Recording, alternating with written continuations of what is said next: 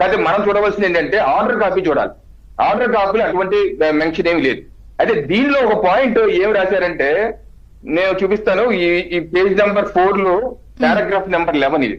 Paragraph number 11 లో ఏం రాశారంటే we are prima facie of the view that it was not appropriate on the part of high constitutional functionary to go into public to make a statement which can affect the sentiments of crores of people when investigation to find out adulterated ghee was used to make laddu was underway.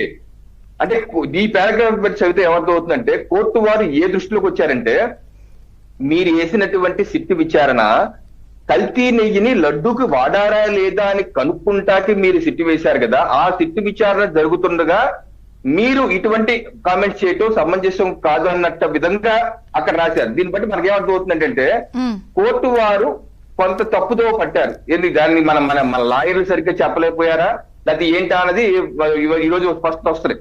నా point sit విచారణ అన్నది ఇంకో sit ఈ GO అంటే GO number 1660 dated 26/9/2024. ఇది సిట్టి విచారణకి రాష్ట్ర ప్రభుత్వం జీవో. ఈ జీవోలో ఏం రాశారు? Adulteration of ghee used for preparation of శ్రీవారి laddu and other prasadams a case was registered via FIR number 470 of the 2024 constituted a sit for detailed and comprehensive investigation of the entire issue.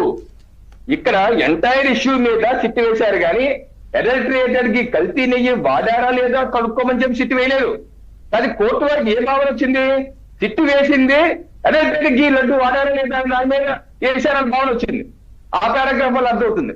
So అందుకనే నేను అన్నాను ఈ యొక్క భావన ఏదైతే ఉందో ఆ యొక్క భావనని ఈ రోజు జరిగేటువంటి మధ్యాహ్నం 3:30కి 2 ఐటమ్ గా లిస్ట్ అయింది. కాజ్ లిస్ట్ లో 302 అంశంగా లిస్ట్ అయి ఉంది. దానికి ప్రభుత్వం తరఫున లాయర్లు స్పష్టమైన సమాధానం ఇచ్చి క్లారిఫికేషన్స్ ఇచ్చే ప్రయత్నం చేస్తారు.